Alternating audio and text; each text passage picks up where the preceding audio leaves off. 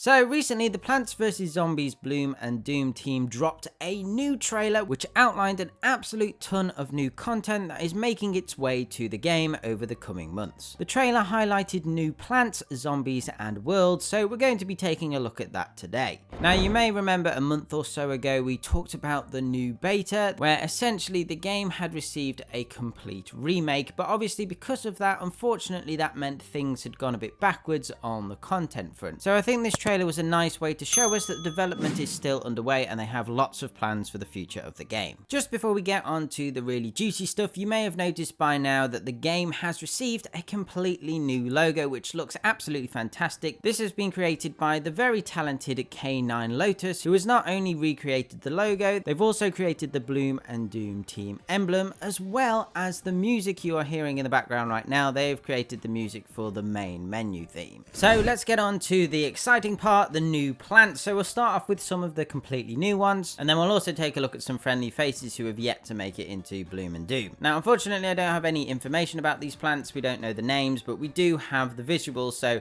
we're going to just do some speculation of what I think these plants might do, and then no doubt one of the devs will tell me I'm completely wrong. So let's flipping do it. Okay, first one is, this is coconut, and as you can see this plant has 3 levels. Now if you watched any of my other videos on Bloom and Doom, the game doesn't have any plant food effects. Instead we have taco abilities that you may remember from the original version of PvZ3, but Bloom and Doom takes it a bit further and these actually evolve the plants into more powerful versions. In this instance of coconut, it starts off kind of looking like bowling bulb, so perhaps this is how it'll work. It'll just roll down the lane and hit zombies as it goes, and then as we progress to level 2 and 3, perhaps it turns into more of a pult, maybe throwing multiple coconuts, or perhaps it can lob coconuts and then they continue to roll afterwards. Who knows? But I love how it evolves into a more mature coconut tree, which is very cool indeed. And he does have a rather cute but grumpy smile going on. The second completely new plant is what looks like a lily from what I could Google. I'm unsure whether that's actually correct or not. So unlike the previous one, we do actually have an animation of this plant to give you sort of a better idea of how it'll probably work. So judging by how the flower opens, there's no projectile that sort of comes out. So perhaps this is a melee or close range plant. Perhaps it does some sort of effect on the zombies with the purple little tentacle looking things, or possibly it's a buffing plant that you can put behind others to give them an attack buff or something like that. The final completely new plant kind of looks like cabbage pult, and apparently cabbage flowers are a thing according to Google, but based on how the flowers look, I think potentially this is a tulip, but again I will try and find out exactly what these plants are based on. I am going to guess that this plant does fire long range projectiles, and as it evolves perhaps it works a bit like 3 Peter and will shoot across multiple lanes, and maybe as well each of the flowers, because they've got different colors,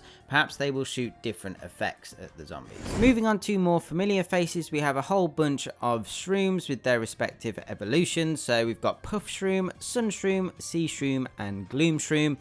I think with some of these I'd have liked to have seen more elaborate evolutions. I think particularly with sun shroom, I think while you'll be able to tell it in size, I think I'd have liked them to look a little bit different. On the other hand though, I really like sea shroom's evolutions. I like how it sort of becomes this octopus Cthulhu looking little creature, which looks very, very cool indeed. So that's about it on the plant front. Now there are a bunch of new zombies as well, but what I am going to do, I'm going to take you through each of the new worlds that were highlighted in the trailer and then talk about the zombies as we go. So we're starting off with the swamp area. Like with the plants, there isn't any names to go with these in the trailer, but in the most recent beta of Bloom and Doom there is a screen that has basic names for each of the zones on, even though you can't play them yet. I imagine these zones will have more creative names when we get to them, but yeah, for now they're just very basic. So this is the swamp, and as you can see on screen we've got a list of the new plants and new zombies that will be appearing in this world.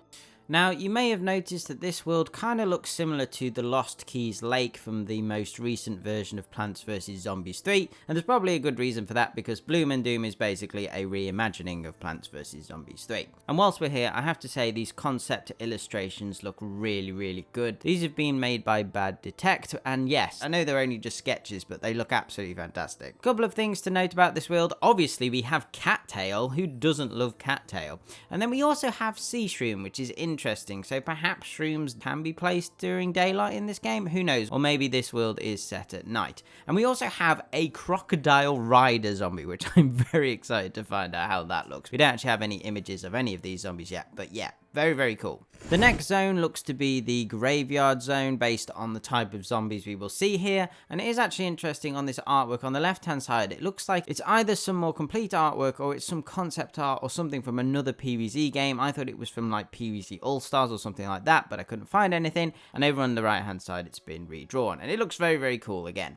In here, this is where we can find all the shrooms that we've seen earlier today, and on the zombie front there's some really interesting ones. Baron Von Bats in particular, I can't wait to see how he works in the game, and also Phantom Zombie, that sounds really interesting as well. We do actually have an image of the Witch Zombie. I can assume this is the Witch Zombie, who will probably act like Wizard Zombie. The next zone is the park, which again has some similar vibes to the current version of PvZ3, kind of looks like Camp Dave a little bit. In here we have an interesting selection of completely new and returning zombies. We have an image of the ice cream seller. I imagine this is going to be Brain Ice Cream, and perhaps it'll buff the zombies, increase their speed or something like that. But yes, a very nice world, and I do enjoy the music as well. Each of these worlds has custom music, by the way, just thought I would mention that. Moving on to the beach, which unlike Big Wave Beach has a more tribal island kind of feeling to it. We've got like shipwrecks, we've got a little tiki hut type of thing, we've got like little totem statues and those types of things, so it's interesting to see like a different take on a beach world. Character wise, there's nothing really new. We've got Coconut, who we talked about at the start of the video, Snorkel Zombie, who we do actually have an image for, and we've also got the return of Dolphin Zombie, which is very exciting. The final new world we have today is the mountains, which interestingly is a ice world but is set at night. So this world seems to be a lot more complete from an artwork perspective. We actually have visuals rather than just sketches. However, they have blurred out the image just so we can't see exactly what's going on here. Perhaps this is going to be one of the worlds that gets released first, but we'll have to find out. Nothing too interesting on the plants and zombie sides. Most of these we have seen before in other games. However, before we finish off, there were a couple of zombies that I don't think were mentioned in these worlds. So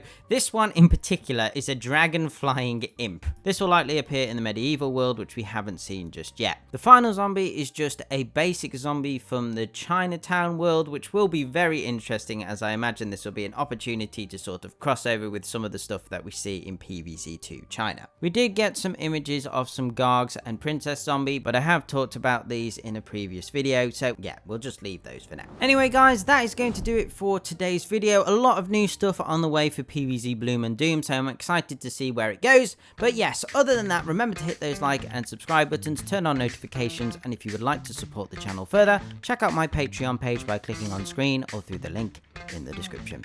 Okay, thanks guys, bye.